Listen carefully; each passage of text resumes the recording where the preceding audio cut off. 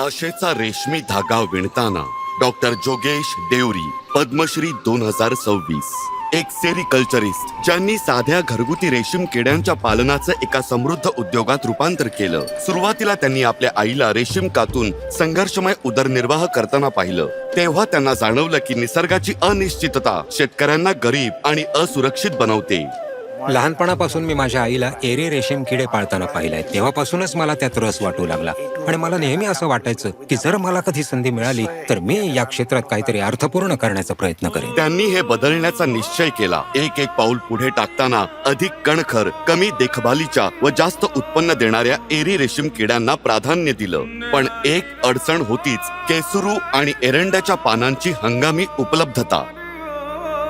Doctor Deori यांनी टॅपिओकाच्या पानांचा पर्याय निवडला, ज्यामुळे वर्षभर उत्पादन सुनिश्चित झालं.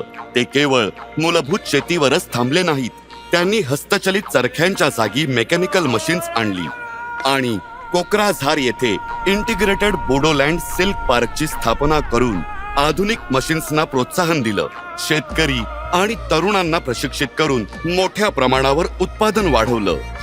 या उत्पादनांची मागणी वाढत आहे आणि आम्ही ती आसाम बाहेरही विकू शकत आहोत. यामुळे आमच्या नफ्यात वाढ झाली आहे. सोबतच त्यांनी ककून बँकेपासून ते फायनल प्रिंटेड फॅब्रिक पर्यंतची संपूर्ण प्रक्रिया एकाच ठिकाणी एकत्रित केली.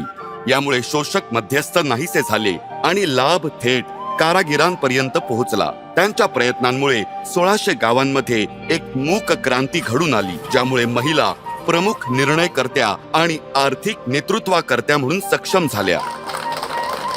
आमच्या समाजात हे काम प्रामुख्याने गरीब वर्गाकडून केलं जातं, पण आम्हाला यात सुशिक्षित वर्गालाही आणावं लागेल.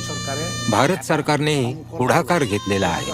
आम्ही 2047 पर्यंत चीनला मागे टाकून रेशमाचे प्रमुख उत्पादक बनण्याचे लक्ष्य ठेवले आहे. मानस राष्ट्रीय उद्यानाजवळ त्यांनी एक जंगली मुगा अभयारण्य स्थापन करून सिद्ध केलं की परंपरा आणि निसर्ग एकत्र नांदू शकतात.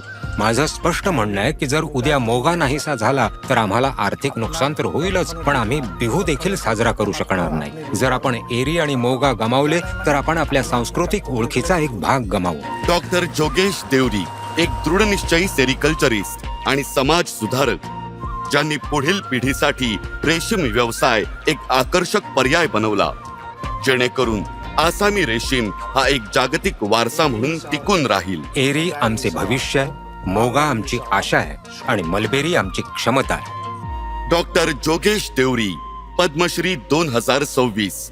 कोटी कोटी नमस्कार.